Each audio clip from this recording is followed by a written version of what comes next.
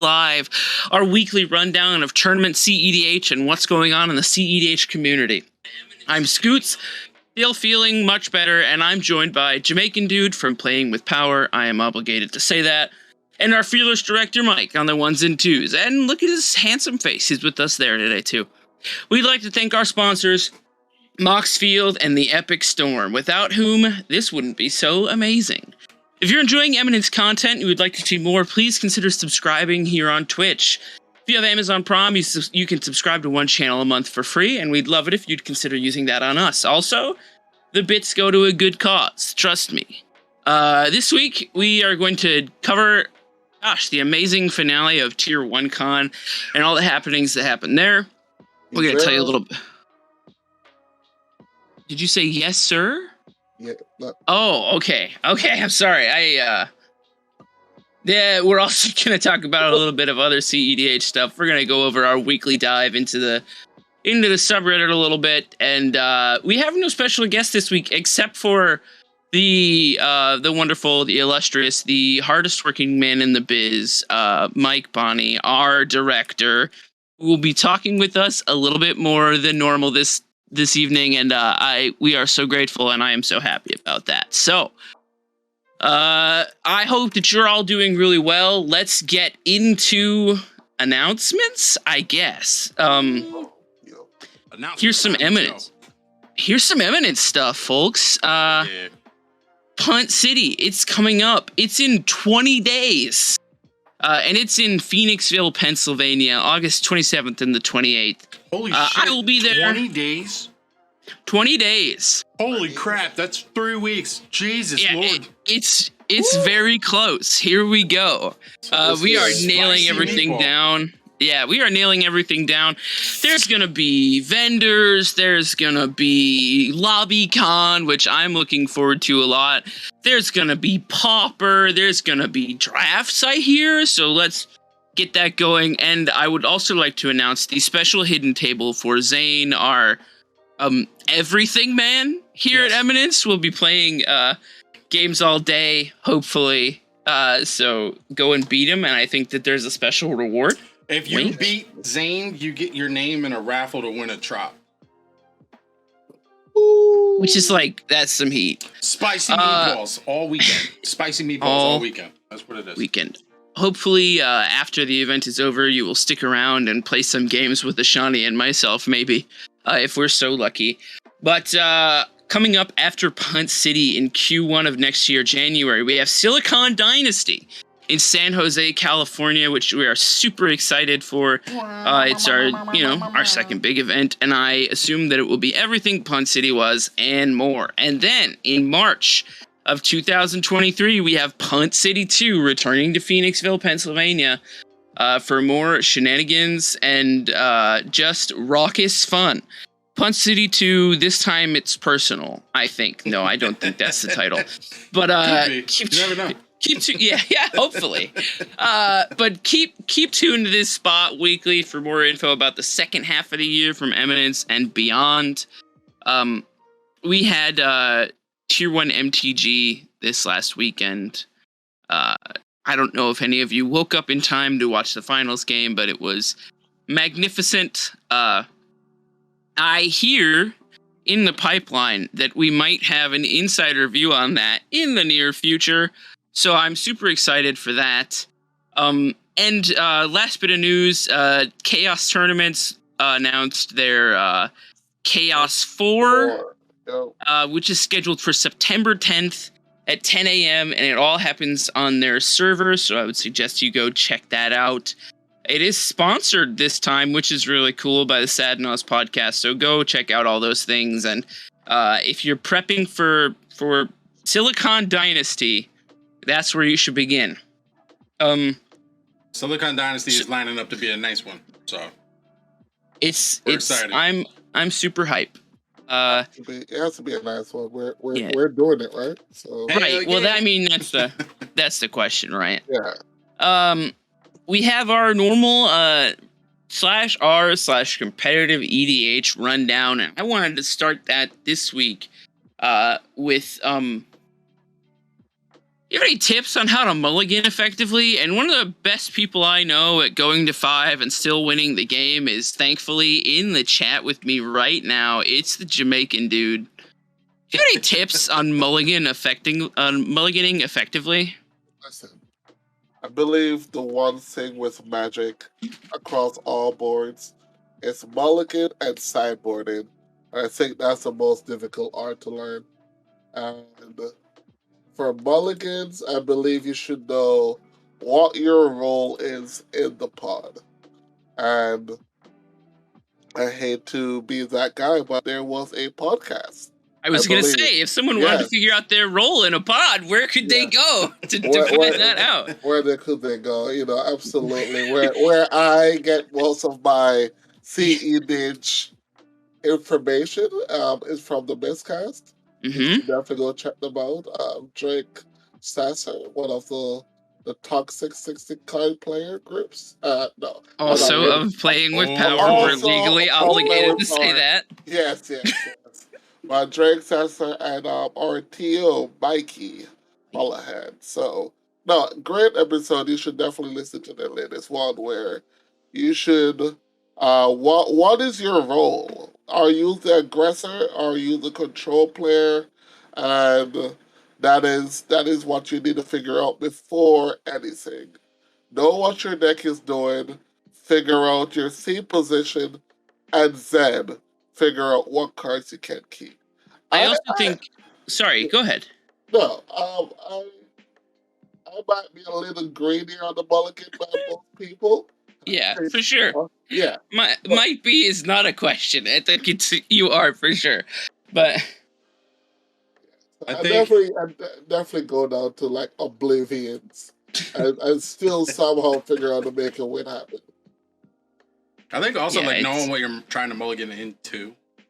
Yes. Yeah. Like, I mean, like that's a very bare bones basic thing that I think every player learns, even casual or competitive. Yep. But like you'll hear time and time again, like Ben Love, from Philly. When he was running Crom, he was just like, "I'll mull to a turn 1 Crom. Mull to turn 1 Crom. Use LED if he has to." Yeah, I've seen it happen and for like sure. that was his thing. It didn't necessarily matter his role. Like, he always was very consistent of like, okay, if I can't figure that part out, if I'm not good enough at it yet, what I can control in my bubble is what am I trying to get into, right? And if that was what it was, man, he would just send it. That was it. So I agree with that, but here's the thing why I disagree with that.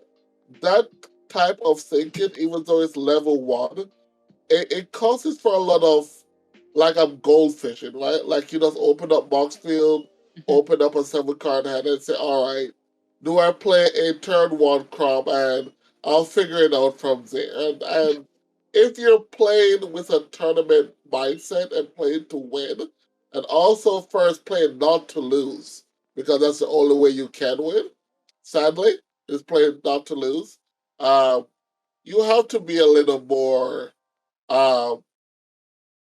accepting of what you're doing. Like, if you're the NOS deck, right, then okay, maybe if I'm gonna eat up all the early interaction, then I also need to have interaction to stop the table. Or maybe not jump your turn 2 NOS into no protection, because the second player to try to win is normally the player who wins in CDH. If you're the first one to go off, you're normally not that successful.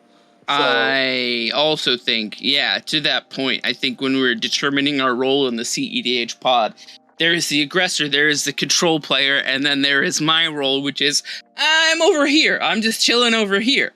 Which is, I think, Mike, exactly. I'm just chilling over here, which is the optimal third role for a game of CEDH, where everybody else is firing off interaction and talking and very active in the game, and you're just over here, just waiting. Yeah. I mean, you saw that in our gameplay last week. Basically, we're just like, all right, who's gonna do something? Because we'll play Magic, not me. That was definitely a place that you guys have mastered pretty well, and I'm always the guy who end up complaining like sandbag and wait, man. Yeah. They can't keep getting away with this. Is Forever. Ashani every time we play a game of EDH Forever. together. I'll tell you, like playing Angry Orchard or TiVo, whatever name you want to know it by now, that deck forces you to just sit. Yeah, just wait. Right? You have no choice but to wait. Like, it's just what it is. Like, you hold your interaction. It doesn't matter if you're first seat, fourth, whatever your spot is, because just the way the deck plays out and how it's built, you have no choice but to just hang into your britches and just wait. Just wait. Yep. So you get real comfortable in the pocket, you know? Huh, okay. And you just kind of like, all right, let's see what's going on. Occasionally I'll burn this, or doing a braid over here and blow this up, move that. But Get like, real comfortable in the pocket. Are we playing drums or are we playing? I don't know sport things. I just know that that's a phrase in relation to a quarterback. Shame on you. Oh, that is actually a okay. It's a football. I know it's a football thing. That's all I got. Yeah, like, that's in the pocket. Yeah, and you're the quarterback. You gotta trust your big men to. Yeah, and that's what you do. And you're just like, okay, I will help you to make sure that person doesn't win. But when it's my turn to go, I'm sure as shit going to have some things in my hand. Honestly, the only reason why I was so comfortable burning the interaction when I did last time we played was because if it got to my turn, I would have won. Yeah. And like it was clean win too. Like it was layered to a point where I was like, okay, if I have things to bait out stuff and still get a win on top of like everything else that was happening. So that's the only reason why I was like, all right, force like all the things, just all the free shit, whatever it is. So that was you chilling in the pocket. That was me. Just hanging back. Chilling in the pocket. Oh in the pocket is also a musical term, and as a bass player, that resonates for me. The pocket is the zone where like you're kind of just you're just chilling and you're holding the groove. And honestly, I think that's pretty analogous to the way that I play CEDH. So yeah. So mulliganing effectively begins with assessing what your role is, and then assessing what decks you're playing against and your seed order. And it takes a lot. It's a huge calculus, and it just takes repetition is, I think, the tip. Just keep doing it. Yeah. Keep doing it until you get better at it. And always play with better players, because that is how you get better. If that is your goal. If your goal always be the dumbest one in the room. Yeah. If that's your goal, is to get better, be the dumb guy in the room. I think I catch a lot of flack because whenever I meet anybody new, right? Charles, mono white guy, I met him at the hell was it? Command Fest Philly. Okay. Whatever the most recent one was. I met him there. And you guys have heard me say it too, where I'm just like, I want to lose to you. Yeah. I'm so excited. I want to lose to you. Let's go. And it's because I'm legitimately, I know what my deck does. I know what a lot of things do. I know the lines and all the space, but there are just simply better players. And all of you are much more open and able to play on webcam and do all these things. I've never done a webcam tournament. So right off the bat, you've already gotten more experience than me, because every week or in some fashion, you have these games lined up. I just play when I can. So for me, I'm not sitting down at the table to beat everybody's ass because I got the best thing. I'm sitting down because I want to learn, much like last week, what does the Hulk pile do? Somebody explain this to me so that I can figure out where there's a spot where I can do anything. Right. And then, like, on the other side of it is I don't want to set the precedent of being like, kill Mike, he knows what he's doing, kill that guy. At a certain point, like game 3 and I've cleaned up 2, like, at that point, kill me for sure. But, like, be the dumbest person at the table. There's nothing wrong with that. And anybody who says anything else, like, arrogantly about how they're this or that, they're not. Put your blinders on, be the silly guy at the table, and you're good. Just stay in your lane. Stay in the pocket. Stay in the pocket. Exactly. That's the new catchphrase of the Eminence Live show. It's stay in the pocket. Stay in the pocket. Stay comfortable in the pocket. That's it. Stay very comfortable in the pocket. Feel the comfort of the pocket. We're adding so many phrases. We're learning so much. Collective. I wanted to touch a little bit on another thing regarding this post that I saw asking what is viable in CEDH, and the crux of the question is, excuse me, my jaw got stuck. That sucked. If you're playing a deck without interruption, how fast should it win in a game of CEDH? And what do you do if it gets countered or just interrupted somehow? So the question is, what does CEDH viability mean, right? Like, so if you're playing a non-interactive deck, I think that realistically, the heuristic that we've always used is that you should be able to either win or significantly affect the game state by turn 3.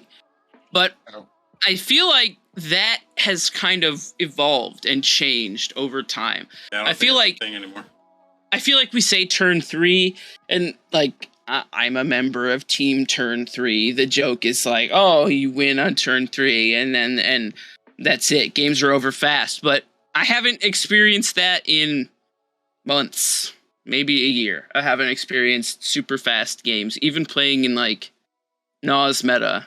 So yeah, what do you think? Can we come up with a new measurement as to what makes something viable? I don't know if we can. I don't think it should be looked at turns anymore. Mm-hmm. I think it definitely should be looked at can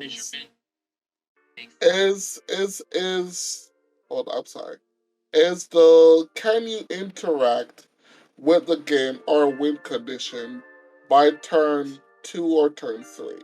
Yeah. And if your deck is capable of doing this, no matter what synergistic cards you're having or whatever Q-Thing you're playing, if you can interact with it, then that's pretty cool. Mm-hmm. I got invited to the military 48-hour stream this weekend. Okay. And I got to play with some those different people outside from a military group. And he was playing Brawling Shabraz, I believe. Mm-hmm. The Shark, the Curiosity, Jessica. Yeah, I've been Sky Sharked before by Josh.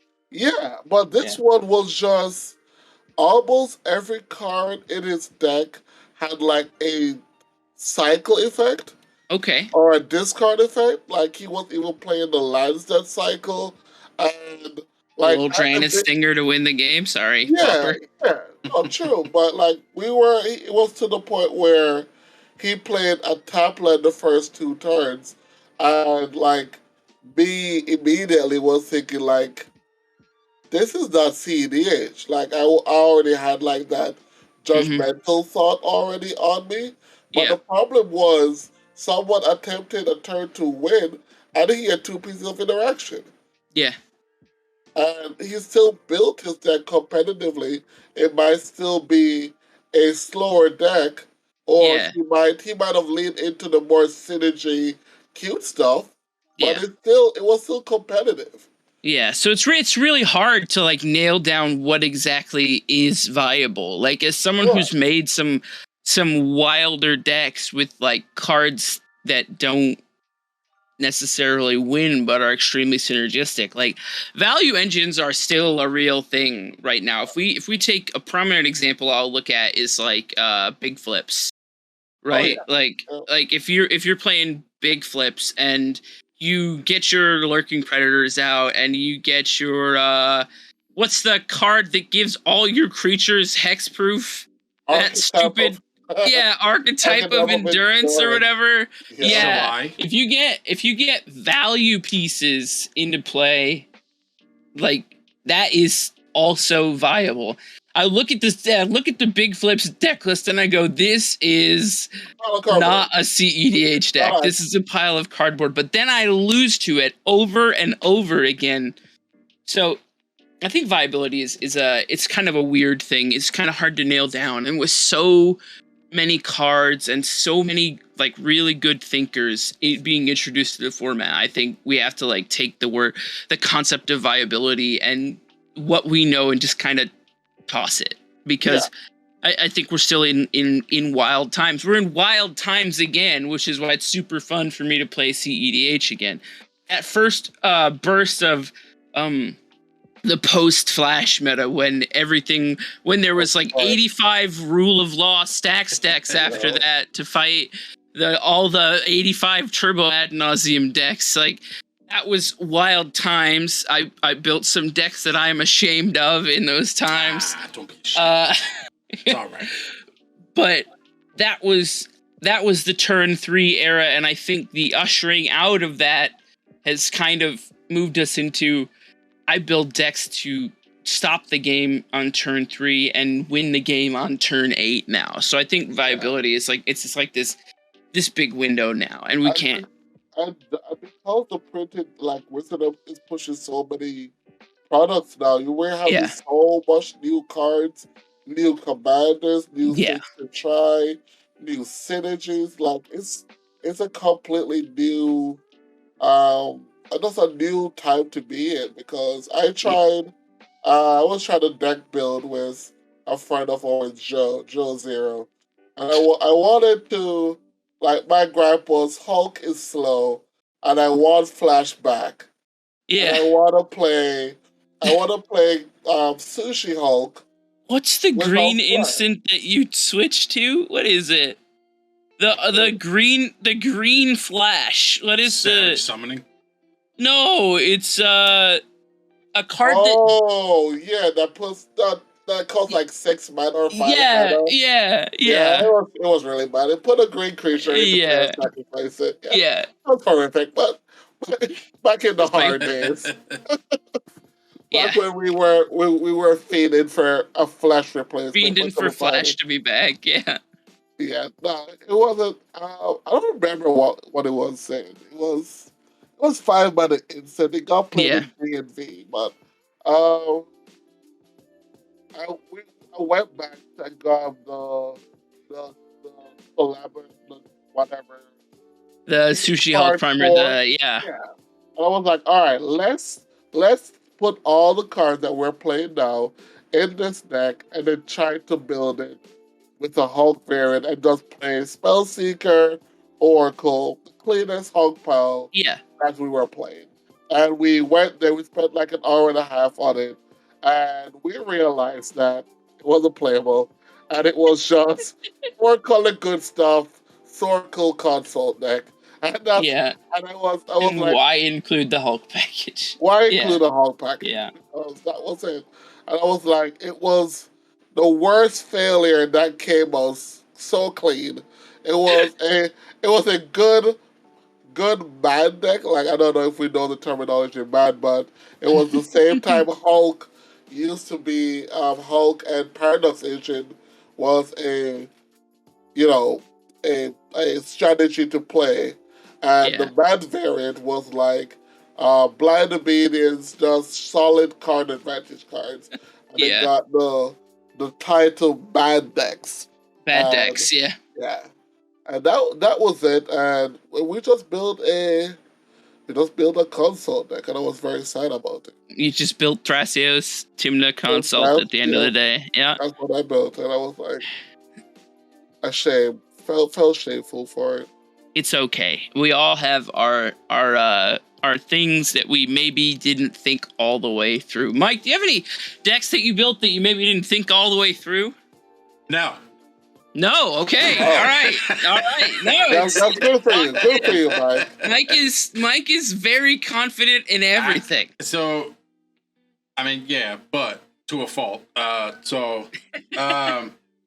have brewed, Scotty, much like you have brewed some insane stuff that sometimes works, sometimes don't.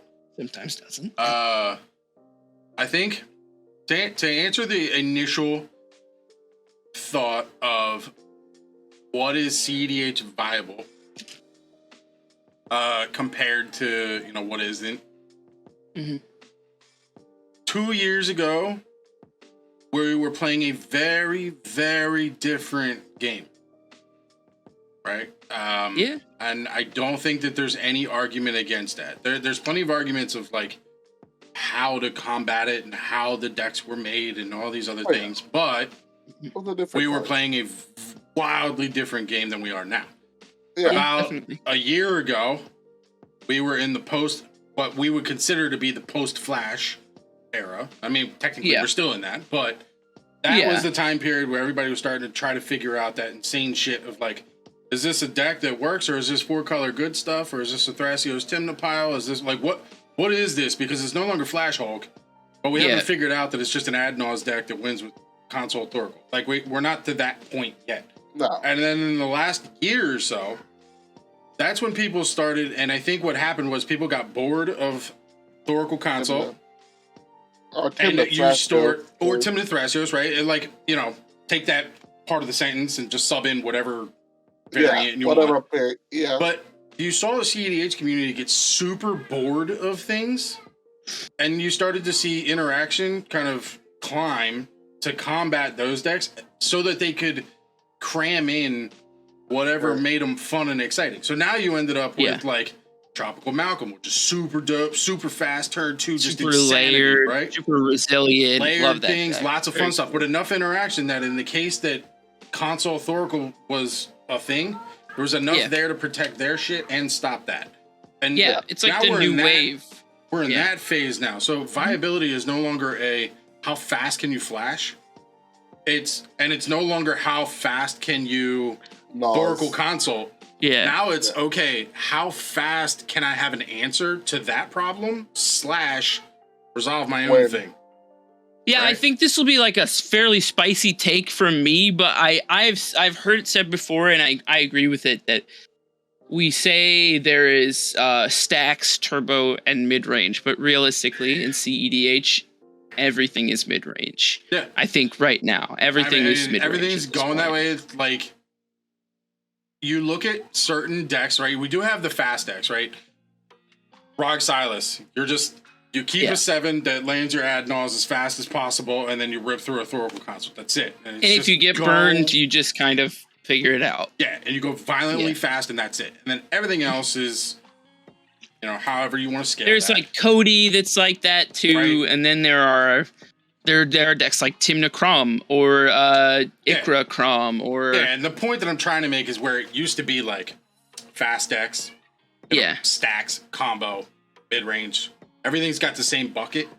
Now you have this super tight argument of this is the most efficient pile, right? Rog Silas, this is his blue farm, whatever the hell you want to put in here.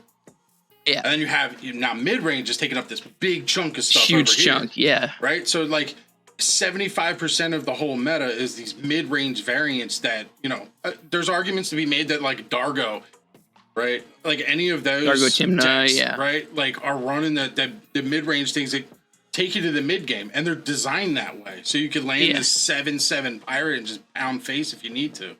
Yeah. Right? Like it's a good child. That takes up a huge chunk now versus like what used to be these rather equal, balanced portions. And I think, I mean, that's where we're at now. So viability it's not so clean anymore. Yeah. It's okay. Here are a subset of questions, and if you can answer them confidently, consistently, own your deck, and you know what you're doing. I mean, my deck is 11 mana in the command zone. It's probably the most layered piece of insanity ever. But it takes wins against anything, and it's still viable. It's a viable deck, and it's been said by a lot of people that I respect, and that's just the way it is. But it's not 0 and 2 CMC in the command zone, right? Like it's not that tight. So for sure, toss viability out. We're a different role now. I love that. I think that's I think that is a really good note to end on. Viability is just kind of check. It's nebulous still, and we're all gonna feel it. We're all gonna figure it out together. Yeah. But it's one of those things where when you see it, you know it. It makes for a healthy format too. Absolutely. It's fun. It's fun to like sit down against something wild, and where in the past I would have been like, okay, this is Jeru with arms wide open or whatever against Turbo Nas, because I've been in that pod, right? Like there are some things where you're like, come on, bro. But now it's like if I sit down across from Elish Norn, like we've seen that be an archetype. Yeah, it's that's a thing. I did like there's a comment in the chat, right? And I think it's Fonzie, but Kranko it's Fonzie, 100%. Right? Like Kranko may very well be in that position, but again, how do you build the deck? We will not stroke his ego. Absolutely. Well, no. No. But I went to Zada. My brain was like, all right, Zada Storm. That's where my brain is at. Kranko involves a lot of other shenanigans and just to not stroke his ego. No, Kranko will never be CEDH viable ever in the history of CEDH and future. Kranko ain't it. Zada, on the other hand, Zada will get you. Zada gets you. Zada Storm, that's a spicy deck. We keep getting more mono red Storm pieces. It's kind of wild. So decks like Bergie, decks like Zada, these mono red Storm decks are if you have that even Magda, like if Magda needs to pivot, it can do that. I think it's pretty wild that we keep getting these pieces and we're just gonna keep seeing more wild takes on mono red CEDH. I feel like it's coming because I mean, Dockside got a reprint, so everybody's super happy about that. We got Underworld Breach. I'm sure we'll get another red wheel. We got Change of Fortune. We got Wheel of Misfortune. We got that. That actually brings up another like interesting piece to viability. Is we have tools now that enable a lot of things that prior to now have never been able to do. These things, being able to like flicker Dockside is a wild experience. Being able to like do these weird things, you have support now to be able to be like, my deck was never able to like make 11 mana on turn 2, even with all the mana rocks and every other thing. Like it was never able to do that, but now it can, and I can protect it. I can like make it happen, and that takes viability and like changes the whole equation because now you can run blue-red Unash, write a replication, drop your Dockside, and have enough mana to do all that shit in one shot. It's insane. Crazy. I think that there are so many decks that are poised that once they just need one card and then they get that card and they take off. Like I'll use it as an example. Orvar, right? Orvar got Displacer Kitten, and like that's huge for that deck. That's monstrous for that deck. And I really think we're going to see more people brewing in that space. I know our buddy Eric Flaunty Golem brews Orvar. He's very cool.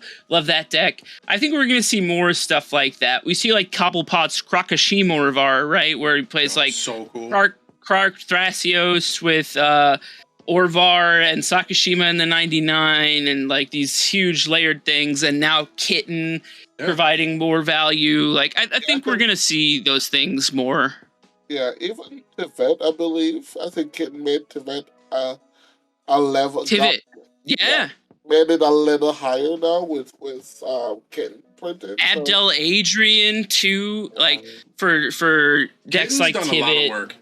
Like it's Kitten's the Kitten. Here, hot take. Kitten's the Dockside of what the set is right now. It's not as strong as Dockside, but if you look at the set and the impact the one card has had across the breadth of decks, it's in a lot of decks. Kitten is that card.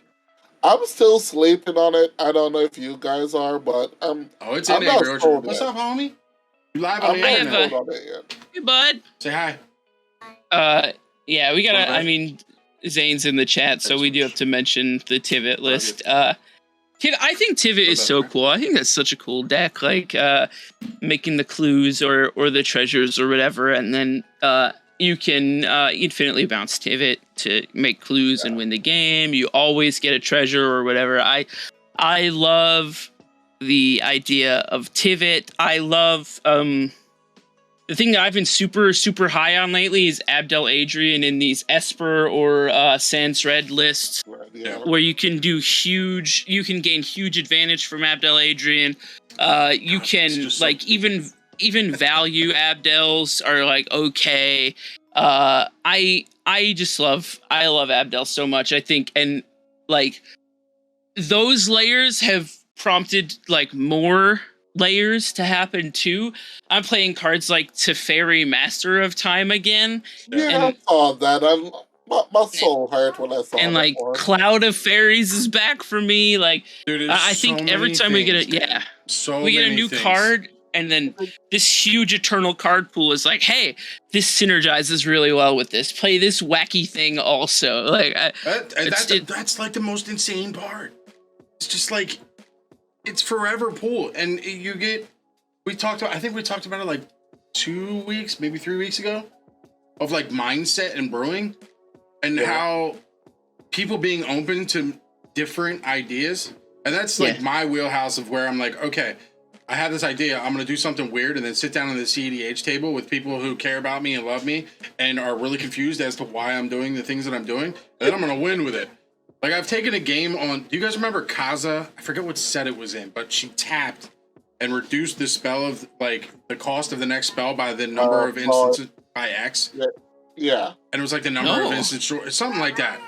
But it was a tap. Well, I love you. Bye-bye. That's my daughter, by the way. She's a demon. So I built a deck that was like a freed from the real deck with that. Where like your objective was to win with these X spells because you would tap her and then be able to untap her and do that forever so that you would reduce it by like 10 billion and then kill somebody with a Comet Storm. And the amount of games I've taken just doing dumb shit like that with a commander no one's ever seen, doesn't have partner, so like everybody's your numbers are all weird. Like just with that deck, took it. Yeah. I'm gonna mute it so that my daughter can keep crying, but you guys take that wrong. No, tell her we said hi. I would. She's just yelling. She probably has to go to the bathroom or something. I don't know. Oh, I understand. Sometimes I have to go to the bathroom too. Everybody, I've just finished 28 ounces of G Fuel, so I'm much happier and ready to go than I was earlier. I think I'm gonna explode. So we had a little talk about viability. We had a little talk about weird brewing, and I love that we were able to do that. I think another thing that I want to just transition into about brewing is we had another post in the subreddit where someone said they're transitioning from casual EDH into CEDH. You want me to yell, Fonzie? I'm not going to yell. What? I'm full of energy. There's a post on the subreddit about transitioning from casual EDH to CEDH. And the question was, is it best to build a deck that they currently have and try to upgrade it to CEDH? Or should you start from scratch? So, I think that, so I also have many thoughts. I think first that you should I think there is a guide here where you could say basically that, there are certain commanders that lend themselves more to a CEDH game, right? There are commanders like this person has a list of commanders that they currently have, and Sliver Overlord, Tiamat, Najeela, Prosper, Arvanox the Mind Flail, Krenko, Zexara, and Joda Archmage Eternal. And like in those decks, there are things that I see immediately as CEDH, right? Najeela, Tiamat Dream Halls, Prosper, Doom Scrolling, Zexara Free from the Real is a cool deck. And like Sliver Overlord, it's a 5-color list, so you can move the mana base from that into like First Sliver Food Chain or that kind of thing. I think that so. In this list of decks, they've said basically before they put money into it, they wanted to get insight on what their next move should be. So for me, I have these two thoughts on the issue. The first thought is that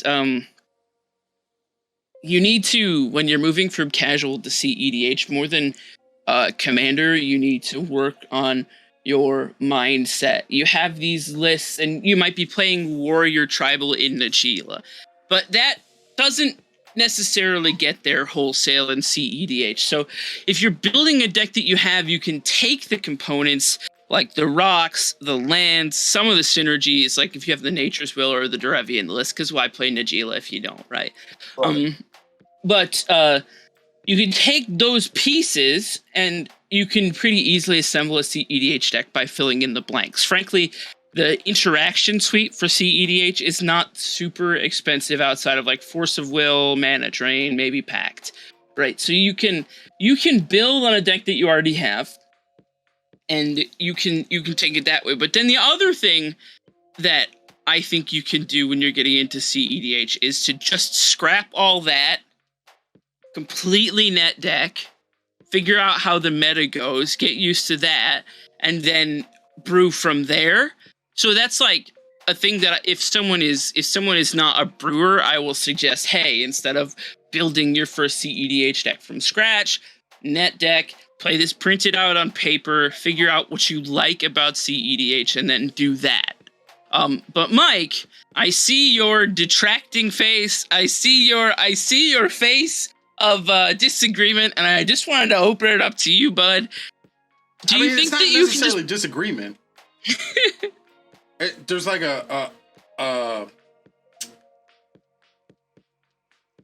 so yeah, Fonz is kind of on my track a little bit. They're like the mentality of how we do it, right? So me being the neurodivergent person I am, I like to brew a lot. I have over 200 decks in Moxfield, and they just keep growing. And they're all like I work with all of them. Like I want to brew Esper today. I started Yasuva Dragonclaw today. Team Mizzou coming in hot, right? Nice.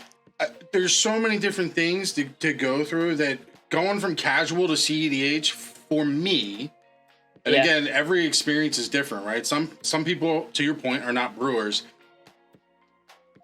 I think from my perspective, I think from my perspective, my very first deck was a Yidris Storm deck that I just brewed. Yeah. I'd never met, Jim Wolfe, never read a Milk Banana primer. Milk Banana. Yeah. Never did any of that stuff, right? All I knew was I had bonus round, which was hot, lightning bolt, and a Yidris and a Paradox engine that was a promo. All I wanted to do was kill everybody on the table with a billion lightning bolts. Yeah. So I brewed an entire deck, Reservoir, Sentinel Tower, which was a ridiculous card that was stupid. I remember Sentinel Tower. Right? Like, it was like a shitty reservoir. So, like, there was all of these different things I had in the deck, and that was my first CEDH deck. And it took wins, but it took me sitting down at the table and just playing and understanding the steps from A to F, right? Yeah. Okay, this is what an interaction suite looks like and what I need to get through. Okay, this is why Sentinel Tower is not as good as Reservoir. All right, this is why bonus round is not played in this area. All right, this is why a 5-mana enchant, and like going through those things as a brewer, right? And that's the important part is as a brewer, I find alternatives to those things that solve the problems that I experience in the game. So for me, if I'm like, oh, the interaction suite's too strong, I need to have equal or better interaction. Okay, well, if it gets no better than free mana, like free interaction spells, okay, well, then I need to have them in the list, and that's it. And I didn't initially. I was still like mana drain, counterspell, swan song, like, and that was it. I didn't have any forces or anything like that because I was like, oh, I'll make it. It'll be fine. Perfectly timed interaction is better than like free interaction. It's fine. And like, there are spots, but you become so mana restricted at that point. And these are the lessons that you learn as you go through. I think the biggest thing to go from casual to comp, if you're committed to doing it, is just being willing to lose for like 6 months straight. And like pick up a game every now and again where you win it, but remember why you won it. Yeah. And remember all the ones in the middle that you lost and why you lost those games. And that's what makes, as a brewer, again, you make that jump, I think, for me. If you're not a brewer, like, here's go. I want to be real with you, man. That's not a brewer, man. That's a critical thinking human there. But that's what it is, bro. Like, we have an eternal card pool. You have to be critical thinking as a brewer. No, sir. Like, it's 21,000 cards, and I got to sit here and go through all of them. Shout out to Moxfield for having a Scryfall engine and a beautiful interface. But, like, that's just the way it is. And I mean, I have my own hot takes with the CEDH staples list and all of these other things where it's like, all right, let me just hit the lightning bolt, drop in every staple, and remove the things that don't make any sense. At a certain point, those things, you can start stripping out more than 50% of the staples list that gets dumped into Moxfield because now you're brewing. I think there's a shift that occurs as a brewer. You're starting to brew to what you know and what you understand in your wheelhouse rather than what's been like predetermined and defined. So that's like my perspective of casual to comp. And I know that there's the other side of it where it's just like, here's Godo, count to 11. Go, right? Like, and there's that part. And then you learn to Ryan's, victory in his crowning of, you learn when to swing, you learn when to not, you learn when to play your cards, you learn what artifacts to lock out. You learn all that stuff over time, but you don't brew it. It's just, here's the stack. It is known to win and it's known to be good. Go ham. Yeah. Let it rip. I definitely like what you're saying here, in that your transition from casual to CEDH should kind of keep your ethos as a player. Like what you like to do should carry over. And I think that there's so much variety in CEDH and that kind of thing that you can definitely do that. Like you were talking earlier about Teamer Zoo, right? Yeah. I will tell you that in CEDH games, I have lost to Surak, Dragonclaw, Teamer Zoo half a dozen, maybe almost a full dozen times against my friend Skylar. Shout out Moloch if you're in the chat. But it's just lots of things work, and if you have the ability, if you can find the guts to lose for 6 months in a row, like you absolutely, that is a tact you can take, but it takes a lot. Man. It takes a lot of guts to do that, to learn for 6 months in a row. You know what I'm hearing right now. And I'm toxic because the minute I see junk, Scott can attest to this, I will do my best to not stroke that junk player speaker. I will make sure that you lose this game too. I mean, that's fine, but again, but you're proving the point though. Yeah, no, like the point is like, okay, Ashani's better than me, and that's fine. But like, okay, if there's going to be a player at the table, we have to. No matter who it is, we still have 3 players we got to kill. Like, okay, if that person exists, all right. Well, how do I next game? What do I need to deal with that? And like, it's just an education process. You have to hide from Ashani. That's what you need to do to win the next game. Crawl into a closet, wait till Ashani's dead, and then pop out like a magician. Boop, play on a stream, and Ashani will follow you and tell them that you're about to win. Yeah. I will not allow it. I will not allow it. Like, no. And I mean, you're right though. Like losing for, listen, any person who has an ounce of competitiveness, like losing for like a week straight, is already like, it's hard on the soul. It hurts. It hurts. It hurts bad. And you want, I understand, take your lickings until you get better, but boy, I don't know if I fully agree with what you're saying here, Mike. I mean, there's also the side of like, you need to be open to having the conversation afterwards. Yeah, like exactly. Harry from Moxville taught me how to play Commander. I lost to him so many freaking times and after every single Friday night, everybody would leave the house and it would be me and Harry. And we would just sit there for like an hour and a half, just shooting the shit. Just, how did I lose? What did I lose to? What would help? And I would do it to him too. Like, oh, you overcommitted to the board. You did all these, and it's just note taking. But that's the thing, though. I don't think that's what we're doing anymore. I think there's a few of people like you that want to be that critical thinking and enhance your game. But then at the same time, if you try to tell that same Voltron player that he's about to get salty and defend his debt that he put so much time into, because he believes you have to be willing that his 100 cards right now is the best thing that he can do. Yeah. So there's definitely a certain a type of player that tends to be successful transitioning from casual to CEDH, and that's people that can take constructive criticism, that are willing to debrief after the game, and that can give up on an idea that they found through research and evidence to not be fully powered, right? That is that slice of people that tends to succeed in that transition. And then there are some people that can't do that and don't fully move into CEDH. They don't keep playing, and that stinks. I'd love for everyone to play CEDH, but at the same time, like, if it's not your bag, it's not your bag, right? Yeah, exactly. I mean, you have to be willing to like learn the process. Like, there's a Voltron deck that will win games. I don't know what it is, but that it's out there. Somewhere, we'll brew it somewhere. There is Jessica Ishai that, for all intents and purposes, is that one creature that will beat the shit out of you. Yeah, it's that the closest to it, I think. Closest to Voltron. So, like, I mean, I guess, it's Godo, right? You put an equipment on Godo. There is Godo, right? Like, there's that as well. Like, there are ways, but you have to be there's a play style, you have to be open to the discussion of, hey, your blue-white Daxos deck is not going to get it done. All right? Like, I appreciate it. I like where it's going. I like the attitude. It's just not it. There may be a time when we get something printed and it's the new card and you're ready to rock and roll. But for right now, this is the ceiling of what the deck can do.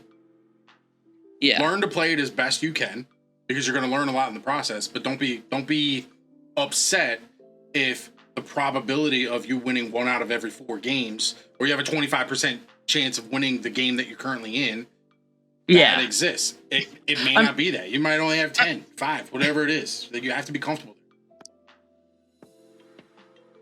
I mean, just look at if you look at Godo as an example, right? That was the deck that people were trying to make work in CEDH with like Hammer of Nazan and the swords and stuff, and trying to make that a Voltron deck. And then just one day, someone in R&D was like, well, what if we screwed everything up and printed Helm of the Host? And then they did, and Godo got that one card, and pop, it exploded. So there are so many chances where, like, you might need to put down, like, you can play a strategy. Like, if you start out with commanders in a strategy, and the commanders aren't necessarily the best suited to a CEDH environment, you can keep the strategy, switch the commanders, and see if that works. But maybe one day, your commanders will receive their silver bullet card, and you can go back to it. Yeah, very true. Very true. But, and I will say, this is my last bit. No, go ahead. With what you're saying, Ashani, there are folks, and Mikey is a great example of this, right? They want to sit down at the table and win. And they don't want to win whenever it's convenient. They want to win now. That's it. And they don't have time to brew and finally what they have is time to have a conversation with someone. They want to sit down with Bryant Cook and go, okay, tell me why Rog Silas is the fastest deck and how to get there. Tell me how and why Cody is the shit and why I just need to turn it sideways and how to win. That's what I need to know. I don't need anything else. That's it. Yeah. And there's nothing wrong with that style. There's a reason why I play TiVo and it's 11 billion mana in a mid-range deck. It's just because that's the way I learned. I learned players. I learned reinforcing, if Kodama gets countered, how, I lean into Kinnan. And if that goes bad, I have Breach. And if that goes bad, I go back to Kodama. And that's the way I win. Yeah. Other people are cool with it just being like, okay, I have a 21 counter Ishai and I'm just going to turn it sideways and see what happens. Yeah. Commander, at the end of it, right? CEDH is EDH, and EDH is a wildly subjective brewing paradise for everyone. Bring your deck, be open to the feedback, accept the feedback, and understand that some people are just going to tell you that your deck's not going to cut it. And they may be right, they may be wrong, but be open to that. Right. That's it. Yeah, and I think even like within established CEDH decks, we also have like that kind of thing happening where if we look at like people playing Esper starting out on Zur, and Zur used to be the big hotness, but now you can play like Malcolm Timna or Timna Sakashima or those kind of Esper decks. You can that mindset stays. Like CEDH is huge, it's subjective, we can play whatever we want essentially, but maybe someday there'll be a better thing. And if you play that better thing and you don't like it, you can go back to the old thing. Because like Zur is still completely viable if you look at it. It's still a good deck. It's just a step slower than some of the other Esper stuff. Yeah, but that's fine. It's that brewing ethos where you need to sit back and retool like your interaction suite. If you're gonna be a step slower, you maybe need to start playing like Blind Obedience or something in your enchantment package, right? So any last words to that, Ashani? Nope, I believe we have wrapped it up lovely. Dead horse. Perfect. So I wanted to one last thing before we get into the Tier1Con chat. I did want to once again, per the request of our wonderful TO Mikey, I wanted to shout out a friend of the show, friend of mine, Kahlua. Their recent video is the Chaos Tournament Squad versus the Eminence Gaming Squad in a battle on Kahoot, which, for those of you who don't know, is a educational quiz platform.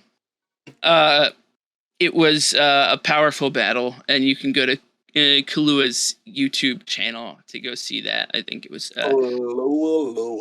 Kahlua. Back. We're here. It's us again, We made it. the Eminence TV live crew, and we are ready to talk with you about some other things, which is Tier1Con. It's actually just one other thing, not some other things. Tier1Con. They just had their big CEDH World Championships in Copenhagen, Denmark. The coverage was really good, by the way. Shout out to Pontus and Steve, the casters, for at least the final day. Loved the coverage. Very good. Reminded me of the Star City days of old, with Pontus as the analyst and Steve as the play-by-play. I loved it. With that, like, hand-holding and butt-touching out of the way, I really wanted to talk about the final pod. We'll go over this tournament report in a minute, but I really wanted to talk about this final pod where we saw Ken Bauman of Krark and Sakashima fame came into the semifinals at 12th overall, won his semi-pod, and got to go, I believe, first in the final, which was very cool. Krark and Sakashima, noted tournament destroyer, that I will say that there was perhaps a rules document that indicated that if you played Krark and Sakashima poorly, you might have the full wrath of every judge in the world brought down on you. We saw a couple of cool things. We saw the Storm and Copy tokens, which are Beyond the Machina originals, but those were an excellent way of putting the stack together. We saw the whole table dedicated to making sure that the stack was well laid out. There's a screenshot going around that has like 8 of the Krark copies, and then the physical cards fit into where they were on the stack, and I really loved that. I thought that was very clean. Also, I really enjoyed that. It gives a lot of visual to it. Yeah, that people complained about, and I think that was excellent. I think we also saw the other highlight of tournament CEDH, where we had a silence on the stack and the silence got countered. Then there was a live Dothy Voidwalker in play. And so they decided that so one person would cast an Abrupt Decay to kill something, and the person with the Dothy Voidwalker decided to cast the Abrupt Decay on another of Ken's permanents, the Harmonic Prodigy, in play, instead of recasting the silence when Ken had 0 mana left. So we saw my favorite part of tournament play, which is just getting explained to death. Yeah, the table talk that kills you, right?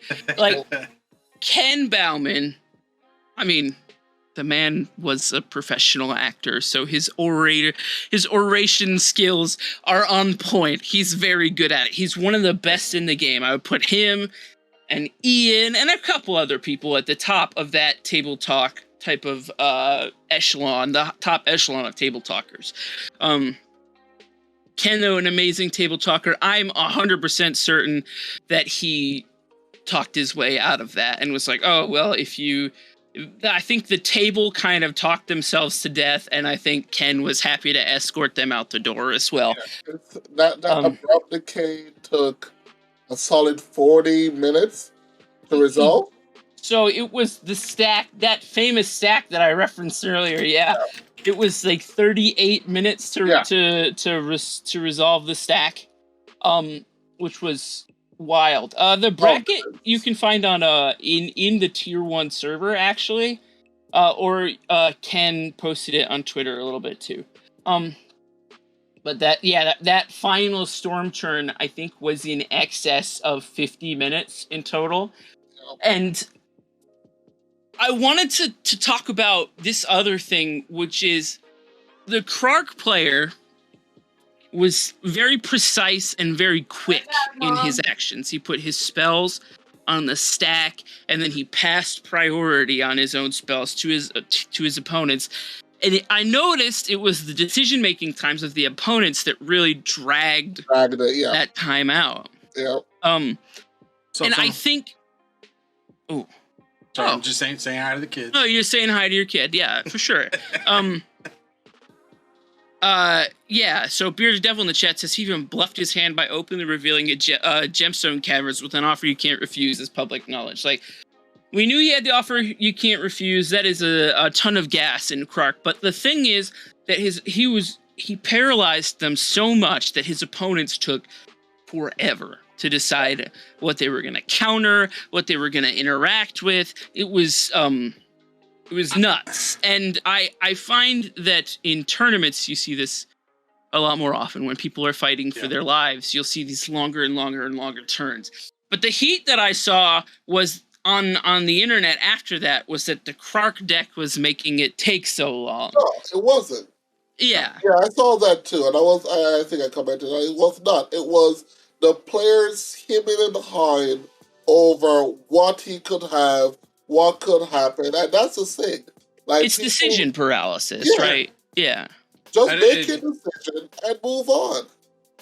Like, we don't need to think about the whole sun and moon and stars and how they could align for him not to win the game. Like, come on. And the other thing that I noticed that was significant was when he explained to the table, I think he was, by the hand gesturing, I could see that he was explaining to the table how he was going to win from here. And they were like, well, just play it out. And I love that he took them on a tour of the world while playing it out. Dude, the man was like, okay, you want me to play it out? For everyone in chat and anybody who does anything in a tournament, period, as a Storm player, one, I don't necessarily want to play this out. Okay? I can explain it to you. I don't want to. Yeah. Two, if you give me the opportunity, I love storming off. I will do that shit for hours. Okay? So if you just trust us, because we know where we're going. And if it sounds shady, call us on it. That's fine. We're good with that. But if you give us the opportunity to walk it down, oh man. Saddle up, boys. Get a drink. It was also they were also hoping that, you know, the meme about Krark is a self-imposing stack piece. So they're hoping that maybe he'll just fail. I'm like, they never do. He was winning flips the whole time. And the dude has done the math. Like, at a certain point, Krark is no longer a self-imposed stacks piece. He's just a copy of everything. And you have to just know where that window is. And he does, like the back of his hand. Yeah. If there's one person to question, like not question on Karakushima, it's Ken. Just do not. Seeing him resolve those impulses and tuck Overmaster and Twin Flame on those impulses, like the win cards for Krark, was hilarious because at that point you could just tell that he was taking them on a journey of the world. I'm gonna just show you how this goes. Man's resolved a Mind's Desire for 22 in a CEDH tournament. Made 22 treasures off of Storm Kiln Artist. Yeah. Like, dude. He was like, okay, this is what you wanted. Yeah. And it made me so happy to see someone resolve a Mind's Desire that big. Oh my god. It was great. It was great. For viewing purposes, it was amazing. Yeah, Bearded Devil saying, he tucked a grape shot as well off those impulses. He was just putting his wins away. Good. For a competitive play, though, I wish for my purpose that they didn't showcase the Get Probe hands, because that Yesod player Oh boy. I would not want to be nowhere near that table when he's showing me that 3-ball. Yeah, he didn't play the 3-ball. That's another thing. That's a fairly Oh. it seems like a fairly minor decision when you're playing, but then you hindsight is 2020, right? So you see that the 3-ball could have slowed Clark down. By the way, 3-ball doesn't stop It doesn't. Clark most of the time Well, because it the makes it. tavern scoundrels and the storm kiln artists just make the storm plan keep going anyway. But it can slow down the Clark, and man, I'm sure that must have felt really bad when he flipped that 3-ball and the rest of the table was like, "Oh, you had a 3-ball? Why didn't you do that?" But I figured there had to be a conversation in my brain when I saw the 3-ball. I was like, maybe they had a conversation saying the Darcy's online, the double team, the team, the second streamer player had the Darcy with the silence. So maybe they had a conversation saying, if I play the 3-ball, I can cast the cards underneath the Darcy, right? I was maybe hoping that was a conversation yeah. that maybe got had, and then just not playing the silence. I don't know. I'm not taking anything away from Ken. I wish all card players get those tokens for my purpose. Yeah. I play it as cleanly and visually as he does because Yeah. He's the best at it. He really is.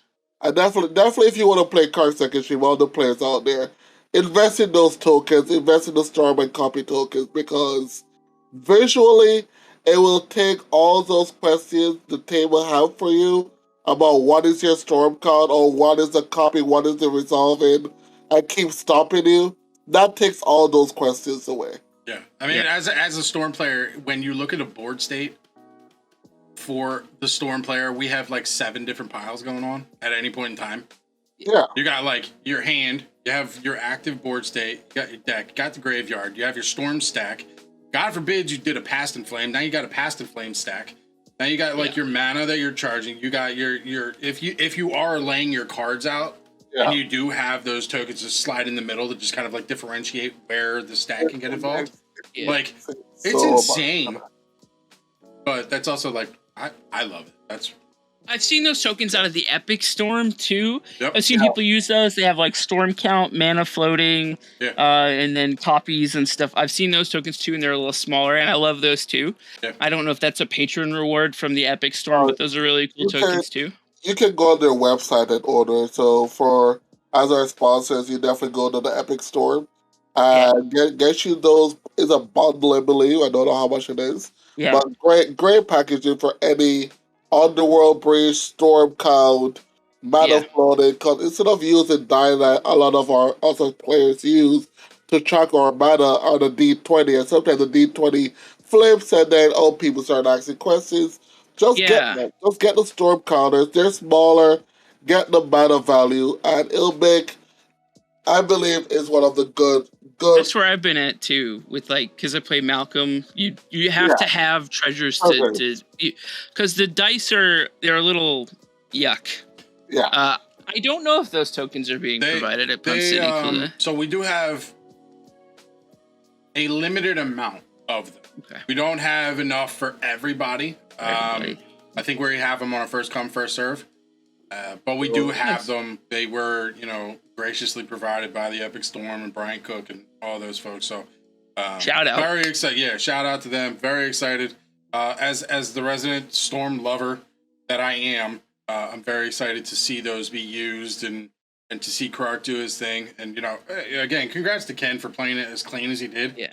It is super hard to be a Storm player and be able to keep your wit about you, your mind moving while you're trying to do all of these things with all these triggers on the stack and all just trying to resolve things in the right way. I think it's one of the hardest archetypes to play and play well. Right? Yeah. It's not as very hard as it used to be. Right? You're not playing modern where you're just kind of ritual, win. Yeah. It's super hard. And Ken just does a fantastic job of putting that on display. Absolutely. So enough blowing smoke up Ken's proverbial rear end here. We are going to talk about this tournament report that we have from Elder Drunken Highlander, Josh, who is a friend of the show, friend of mine, and played Teamer Pirates. Excuse me. Tropical Malcolm, yes. Tropical Malcolm into this Tier1Con CEDH World Championships. He, I believe, top 16, which was very cool. Love to see that for Tropical Malcolm. And Josh, obviously. I loved the, I guess this tournament report is like, it's very visceral, but in like a nice way, like talking about how the adrenaline response of playing in a CEDH tournament. It is very it speaks highly of the tournament organizers and the tournament itself.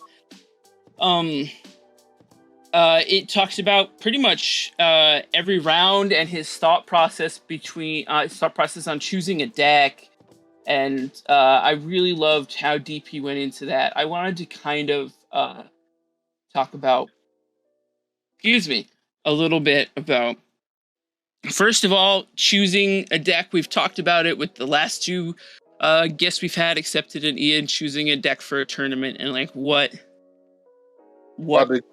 thoughts go into that. And I just wanted to ask, before I cover Josh's reasoning, I wanted to ask you, Jamaican Dude and Mike, what goes into, if you were to play into a tournament, what would go into deck selection there for you?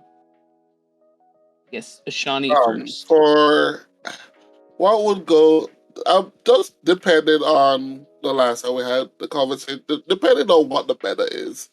Doing the research, this is not the first time, this is the second Tier1Con World Championship. So there's not a lot of data, even though if you want to say if the data does anything, but just following what you believe the meta is. There's a lot of content you can consume from that. And just picking a deck from this. I think for Josh is been playing Tropical Malcolm for a very long time. I think he's one of the very big players on the Discord there. So I think he chose the deck he was most comfortable with.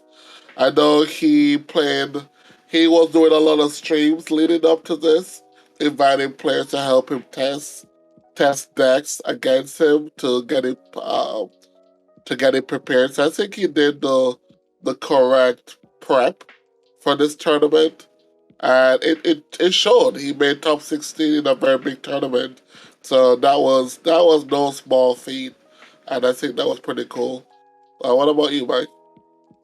Yeah, in reality, for me, I would be much in the same house of, and I mean, full transparency, if I'm allowed to bring any deck that I want, I'm bringing TiVo. That's it. And it's just because I brewed it from the bottom. I know exactly what the deck does. I know exactly when it wins, how it wins, where it wins. I know what it feels like to play it, and I'm comfortable there. I can play. I would pick Kagashima, pick Orvar. Name a Storm deck. I'll run it. That's fine. But if I'm looking at, one of the reasons why I love the deck so much is because it's not necessarily meta dependent.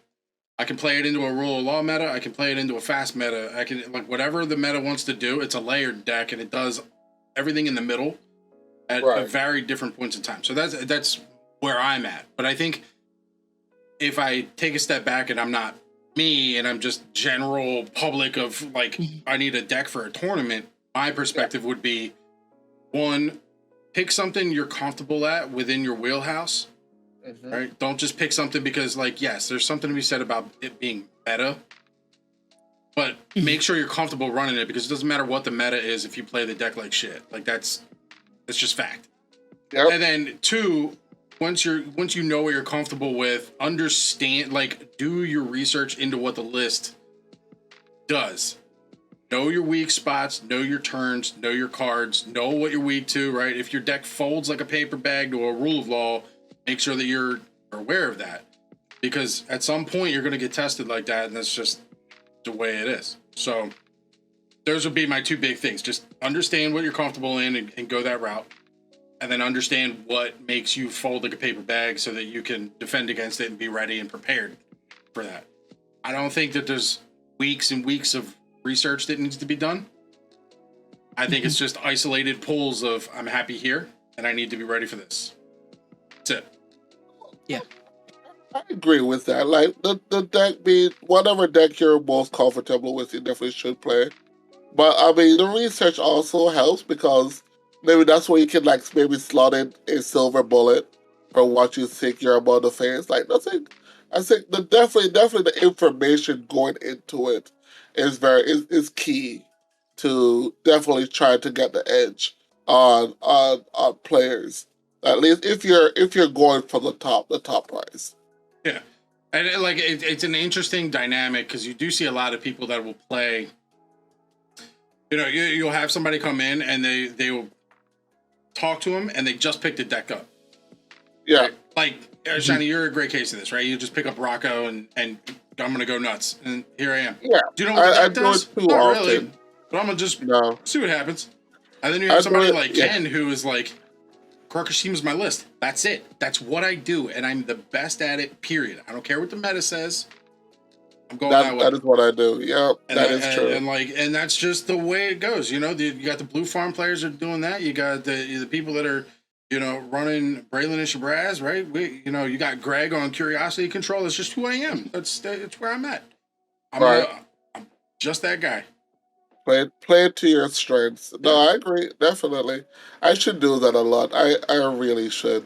Boy. But there's something exciting about being able to just pick a deck up and be like, hey, just say go just with play it. this deck. Yeah. I'm not playing for a time twister. We're not playing for $4,000. We're playing for a playmat that costs $25 that if I took a picture of it, I could blow it up and make it my own. Like, Hey, listen, the stakes are not high, so why am I going to sit here and stress on it? That cloud is important, Mike. What's wrong with you? I'm just saying, right? Like, if you're coming to Punt City to win, you know, $1,000 off the pot, like, okay, bring something you're comfortable with because money's going to be on the line and people are coming in real aggressive. True. People coming in hot. Yeah, if you're coming in with something nice and easy and it's just, hey, we're the patrons of this channel and we're just going to hang out for the day and we're going to run a little tournament and, you know, the winner's going to get a pact of negation or something. You know, a pact of negation is like $18. I'm not going to sit here and do like weeks of research on that. No, I'm just showing up at TiVo. Yeah. Win, lose, I don't give, whatever. Send it. Oh, Love that. Facts. So I think for Josh, his report here, his round 1 was against Evolution. I assume it's Kenra's Evolution. Kark Saka stressed him the good stuff, which in his eyes was basically Blue Farm. I mean, seems wild, but two different style of decks, but I get what he's saying. And he was going last in this matchup, so he kept a very interactive hand and does wish to oops into the win. Did he win that one? No, that was a draw. So his round 1 was a draw. I am curious how many draws happened. Like throughout the event. I don't know what the time was. There a time limit? I think It was 75 minutes. Okay, so that's pretty much what everyone's going. I know Gustav was like 1-0 and 3 or something. Like that's just crazy.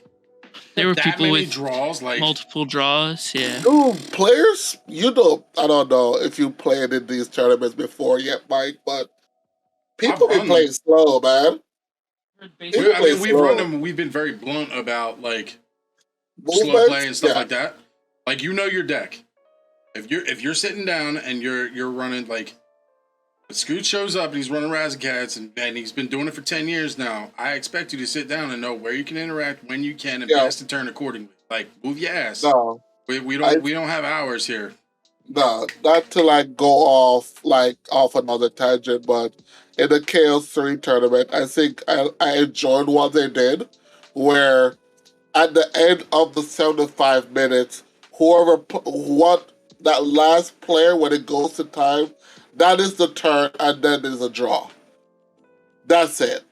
Yeah. There was no extra turns, and it made the games go a lot faster, but at the same time, there was so many draws. Yeah, I mean, I remember that feedback. I remember it being 50-50 where players were like, man, I like the fact that the games are quick, but also, like, there was no definitive winner for a lot of them because it just ended.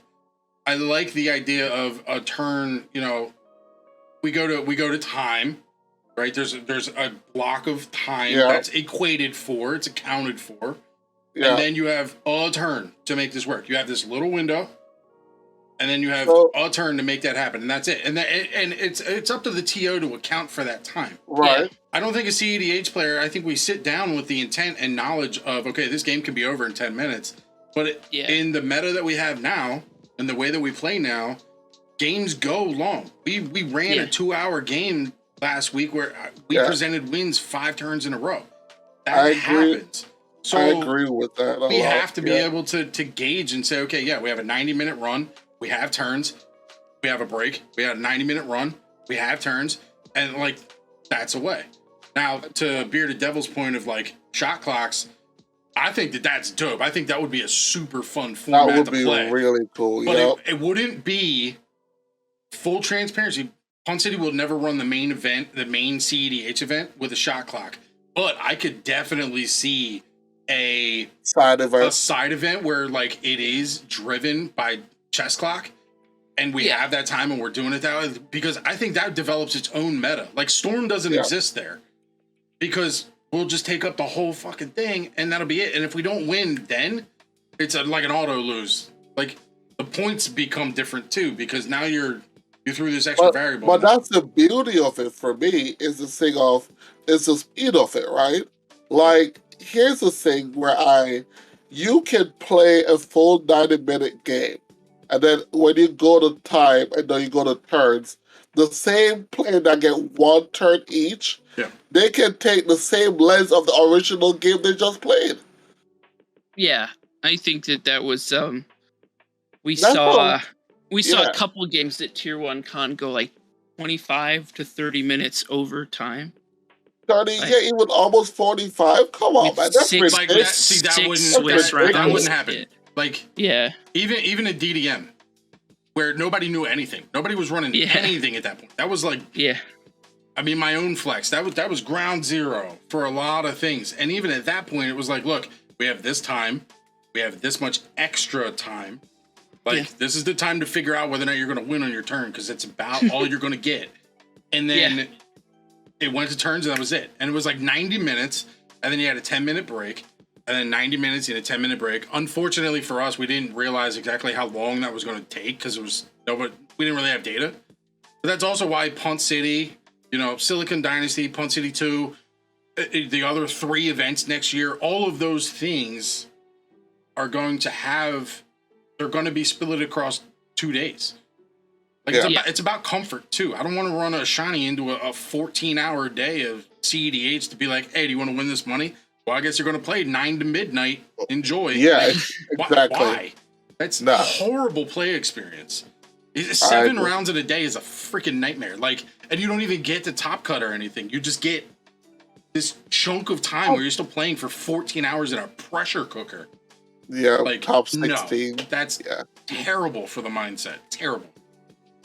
All right. His round 2 was against Blue Farm, Mad Farm, Kent's Karksaka. So he played Ken round 2. Nice. So he sandbagged a few turns for interaction. He had and a win. He had 5 pieces of interaction and a final fortune in hand when he finally went for the win. And when he did, the table had 6 pieces of interaction for him, so he could not close out. He could not close out the game. But what he did here was cool. And he held this phrase: I ended up choosing not to counter a win presented by a Blue Farm player. The game in that game, because I knew for certain Ken was going to win on his turn, so I wanted the match to go to someone who didn't already have a win, so I better secure my potential spot in the top 16. And that's an interesting competitive way to look at it, right? Because you're now playing to the ladder. Yeah. And if you can do this, that's the best way to make sure. So this is where king making, I think, is not an argument in tournament play. Like, you can't have that discussion. Because someone could say this is a king making play, but it's not. He's playing to his outs and how he can make it to the top 16 and then eventually win a time twister. And I think that thought here is a very good thought to have for whoever wishes to like dive into very like competitive or tournament play. Yeah, You guys agree with what he did here? Yeah, I think that there have not been enough, and I say this as delicately as I can. I don't mean to poo-poo on anybody's parade here, but there have not been enough professionally ran competitive events for a mindset to develop of competition. A lot of it is like, hey, our Discord server of 300 people is going to run a cockatrice tournament on Saturday. Let's just have fun. And a lot of it is run that way. There is not a mindset of, okay, there are thousands of dollars that are sitting on the table. People are playing to finals. Not only that, but next year we're running qualifying events with different LGSs to get into different tournaments. We have this multi, 4 or 5 figure sum of money that's coming up. Like, people see the competitive mindset as it sits right now. It still matches kitchen table and LGS kind of framing of like, it's king making, it's this, it's not that. They're playing to the finals because what's at risk on the finals, it's like draft order now. It's like these big contracts. It's trying to make sure everybody's good. They're trying to maximize the potential to win the event. It's not about the game in itself. There's a game within a game now. And there aren't enough tournaments that have applied that pressure for that mindset to develop and also be accepted by the community. Now, I'm not a huge king-making person. Like, that's just who I am. But I fully understand the perspective of, all right, I don't think I have it here. But in order for me to go for the time twister that I'm never going to be able to afford in my life, right? Right. I'm going to just toss the win to that guy because that puts me in a better spot seeding-wise to go. Yeah. Scott, any take on this? I think that playing through the ladder is unfortunately a necessary evil when you're playing CEDH. I think it's one of the reasons I don't play much tournament CEDH, because you kind of have to be hostile almost to succeed, and that's not really my jam. I think you have to be willing to be confrontational. I think you have to flex your right to call a judge, and I really think that you have to ignore comments that are going to come from people like, oh, this is king making, but in a tournament with like, there was a time twister on the line, y'all. Like, if you can, there's $4,000 at Pun City, right? We're going to take $4,000 cash money. We're going to put it on a table, right? If you think for any amount of time that an individual is not going to look at that money and go, okay, I don't have this game. I know I don't have this game. But if I let that person go 2-0 on the second round, and I'm sitting down here at 0-1 or 0-2, my shot is directly impacted just based on seeding. Like, I have to make a decision to get closer to that pot at the end. And again, it's just a mindset. It's just the fact that like these types of things to this scale have not existed, and that's just they've existed, but not in a quantity that's made it like commonplace for that behavior to be put out there. Also, I think it's something you don't do to your friends. I'm Mike. I'm the director here, but also I'm the CEDH dad. So I have thoughts, I have things. But hello, pleasure to meet you. But I think that it's not the king making argument. It's not a thing Timmy pointed out in the chat. It's not a thing that you do to your friends. It's not a thing that you do in your play group. But if you're in a ladder tournament or a league, it's just a thing. It's just, unfortunately, it's the thing that comes up, and you have to make a hard choice sometimes. I'm not Bearded Devil, but I care for you, and I'm proud of you. All right. round 3. So he drew round 1, lost round 2, and now round 3. He had the Tropical Malcolm nuts. He was in the feature match, and his opening hand was turn 1 Malcolm, turn 2 Buck, and that's what we play as a deck because these hands right here. And he had an easy win.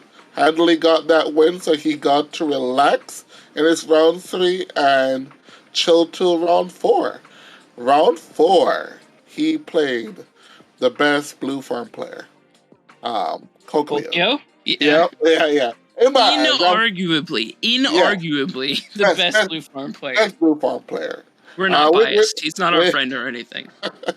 So Coquelio blue farm, Kazor Yukima, and Roger Silas. Ooh, that's a killer pod there. That's a pod. That's a pod right there. He was going second after Rock Silas. Oh, okay. He was nervous. I mean, it depends on the Rock Silas list, but that's a very quick deck to be going after. So how he rated this I was more nervous than the usual. This pod, just because Coquelio is an incredibly good Magic player. My turn 1 was Mystic Remora, got countered, so I put Malcolm in on turn 2, and turn 3 I went for the Glinthorn, but was stopped by Coquelio March on Malcolm. While Malcolm faced out, my face back in, he cast a Mystical Tutor, and asking Yukima player to cast 2 spells into his Leisure Shredder. To drew the swords, he tutored to exile Glade. Oh my, that's rough beats right there. Yeah, and this is another thing where you're fighting for your tournament life, and is it worth it to give cards to another player to stop this one player? Like, and sometimes it's not. If you look at your standings, right? Like, right. If you look at matchups, if you look at tiebreakers, sometimes it's not worth it. But I think that's an interesting piece that will, as a brief aside, and I'll make it quick. That will be an interesting piece that'll come out of tournament CEDH.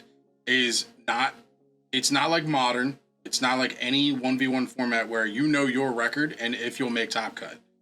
You're sitting at a table with 3 other players, so knowing those individual 3 players, knowing those players' specific rankings where they fall out and how your decision making impacts that, like immediately this scaling of you being able to make it to day 2 is so much harder.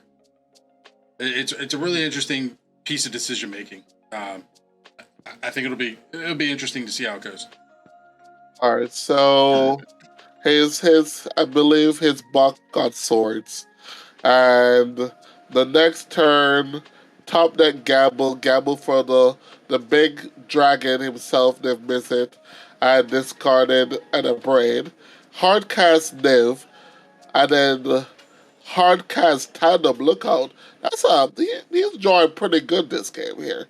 Then he cast a Snapcaster Mage to cast a Gitaxian Probe to start the loop with exactly 0 cards in hand. I would have needed to cast a Twister to kill the table, but thankfully they scooped, so I didn't have to play it out. And they wouldn't have been able to stop me from there. So just there, it would have just taken a lot of time. So he won that very difficult part in round 4. It's a good win. Seemed like he drew like a pearl that game. Just always have it. Yeah. Always have it. And his grandfather's deck had no bad cards for that game. No, it did not sound that way. Yeah. For the final round of day 1, he got matched against Mr. Bruce. For all of us who know good Mr. Bruce, Winona All-Star took down a few tournaments, so Winona, diehard Winona fan. So he played Bruce in the on his final day on Winona. Some other deck he forgot what the deck was. I might have taken those. I was hyper-focused on Winona. All weekend, Bruce was getting nuts and demolishing me specifically in our casual games. And this was no different. I had 78 life after Winona flip. I took exactly 38 damage. I was the only one who showed interaction for Winona in the game, and it wasn't enough. Here comes the choo-choo train.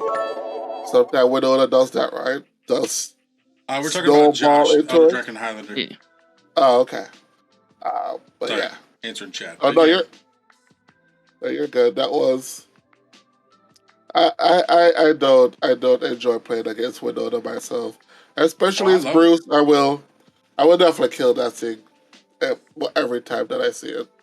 Any stacks piece coming against me in Tiva? Let's go. Yeah, I'm happy as a peach, man. Let's do it. I know I'm a few minutes early here to chat, but I do have something I need to take care of. So I just wanted to say that you're in very capable hands with Mike and Ashani, and I hope that y'all have a really good night. And I'm going to peace out now. Goodbye, everyone. Love it. Love you. Love you. Love you. Now I gotta fix the screen. Hold up. Transfer. It's like barely transferred. Hang on a sec. We need to fix it. Oh. Thanks for the 100 biddies, Tim. Tim's out here just throwing mad love. I need to fix these, but continue talking while I fix these. All right, cool. Yeah. Tim with the 200 biddies. All right, so that was, where were we? He got rolled in the final round by Bruce and Winona. So day 2, round 6. How did he prefer his round 6? Round 6 was the next day in the morning. I felt like I was in a great position to win it because I'm a morning person and most nerds aren't.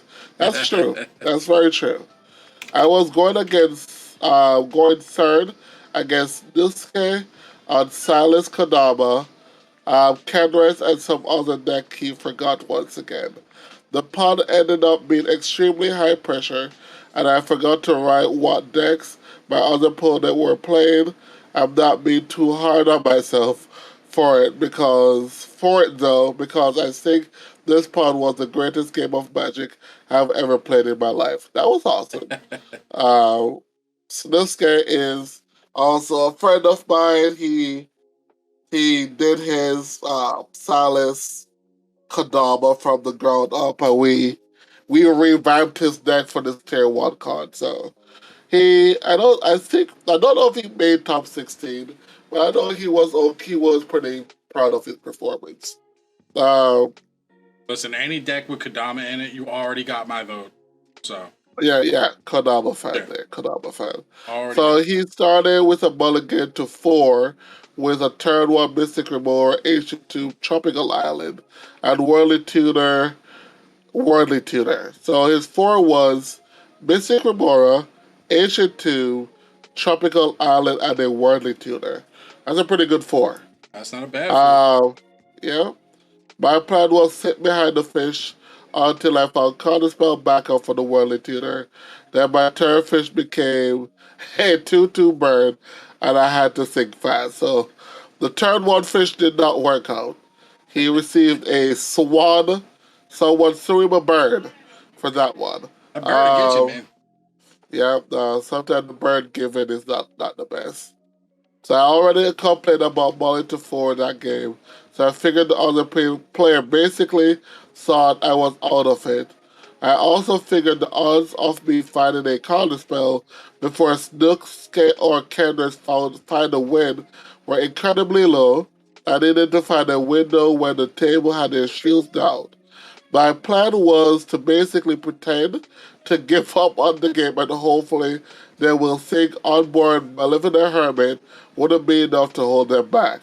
I forgot to attack with my bird 1 turn, and I started doodling on my life tracking notepad, drew a pretty nifty pirate ship, and I made sure to look as gloom as possible. That's the most Josh shit ever. Yeah, he does it pretty well. We needed to sell the shit out of this bluff. I drew Court of Calling, turn 4. That was my key. By turn, I think 6. This guy had tapped out most of his mana, relied on his board onboard Darcy to stop a hermit druid from the careless player. The worldly tuner with interaction getting dark side to make my court easier on my turn. The careless player revealed to the table that the card in his hand was silence. Oh, nice. And I got a glint horn, and he would silence me on my upkeep. I had no plans on getting glint horn, but I threw him off my scent. I promised to change my tuner target to a gilded drake to steal Snookskin Darcy. I revealed the drake and begin my turn. I asked if I'm getting silence on my upkeep and the table pass priority. I cast Chord for 3, putting Glinthorn directly into play. The table sings for a while, but cannot find a way to stop me. What? Even with Hermit, which I can pay for, Snookskin revealed after the game that he had known I had an imminent win. He could have held something up for it. But not gonna lie, I'm very proud of both my parents joined and my bluffs there. Sir, that was a bold-faced lie. That was not a bluff. We just lied out here, Sandbag dog. like a champ, though. We're all here just lying to people. Just, just playing to his outs, I guess. I don't know. I mean, Hey, you took the win, and so that's all that matters. I mean, hey, that's a good dub there. Balling to 4 to get a dub is absolutely sweet. Especially after your turn 1 fish gets countered. Yeah, exactly. You're just dead in the water, right? Yeah, You're just that's a tough spot. Yeah, a non-comp predator for a while. Mm-hmm. So with this game, the Swiss run ended and I finished up the record 3 win 2 loss and a draw, which left me in 10th spot in the top 16. That's good. That's a good finish there. I generally didn't think I would make it this far. I scrubbed out of the Founders Cup my last tournament and didn't do super well in my practice game online. I think I'm just way better at in-person matches than playing online. I like being able to see people's faces and reaction. I like the extra opportunities, the politics, and blessing. Yeah, that is true. Some people don't have the best poker face. Yep. And if you can see how they react in person, you can definitely read what's going on. Yeah. He made it to the top 16. Had me going third on a multi 4 once again. Blue farm player from the round 2, Morgan from Into the North, that's Spleen Face, on Turbo Hermit, and Yeeson going after me. I didn't like my odds in this pod. Both Morgan and Yeeson player were on oof, and I already lost to the Blue farm player. My Yeeson matchup is particularly bad because I am light on creature removal, as this is a bounce. I decided to aggressively mull so high impact turn 1, turn 2, more than just rushing Malcolm. Settled on 4 cards got me to a turn 2 risky study. Unfortunately, the blue farm player did a turn 1 windfall. So his aggressive mulligan didn't pay off. And unfortunately, I got hit with 4 lands, Swan Song, and the Alchemist Retrieval. Unfortunately, nobody else got good hands except for Yisan. Yisan took the game perfectly handily. We removed him 5 times? Jeez. Ooh. But the longer the game goes, the more inevitable Yisan gets. That's true. Very true for the mono green deck. And sadly, nobody besides Yisan really drew any actionable spells the entire game. I drew all lands on the Ladder or Elf. Never even got to cast a Swan Song. At least it was basically impossible to play for me to misplay on stream because I couldn't do shit. Oh well, the vibes for that pod was so good I didn't care that I was just passing the turn. Shout out for all the stream players because they were cool dudes. Alright. So that's where his run ended. That's where his journey ended. And much like his journey, our journey will be ending here soon. But I think overall, Tier1Con was a wonderful success. I think it was a great story in terms of Ken doing the work that he did, Josh giving us kind of the insight of different pods. You know, we learned some things, you know, about, I guess, setting up the tournament in certain ways and times and turns and draws and who's playing to what. And I think we're seeing an evolution of the mindset of competitive players, which is awesome. Not just in tournaments, but also deck viability, what we're going to bring, what we're going to play. A lot of the things that we talked about tonight, right? You can run out whatever makes your heart happy. You can run out meta relevant things, and everybody's got a shot, right? Yi-Sen is not a deck that you hear talked about a whole lot, but I'll tell you what, every time it shows up, it puts in work. Still, it's a pilot love, man. It's a project of love. Yi-Sen is a very good toolbox deck, and if we're playing in the format where there's light board wipes, sounds good. It'll definitely take games. Yeah. So I think we wrap it up here. We don't have any guests this evening, so we don't have to do any wild questioning or anything like that. But we do appreciate the follows. We do appreciate the bits and the subs. All the support as always. We will be back next Monday, 7 p.m. Eastern Standard. Twitch.tv/EminenceMTG. I don't know if I'll be live, but if I am, I'll let y'all know. But Ashani will definitely be here because he's a mainstay. He's way better looking than me. And Scoots will be back. Hopefully, Scoots will be better and feeling good. He's still fighting off the vid a little bit. The vid got him a little rough today, but he'll be back. Working through it. All right. Well, with that being said, we love y'all. We appreciate all your support as always. Follow us everywhere you can. For those of you that are prepping for Punt City, I cannot wait to see you in 3 weeks. Other than that, much love to all y'all. I'm going to sign off after this one. Anything left, Ashani? Nah, deuces, fam. We'll see you next week. All right. Peace.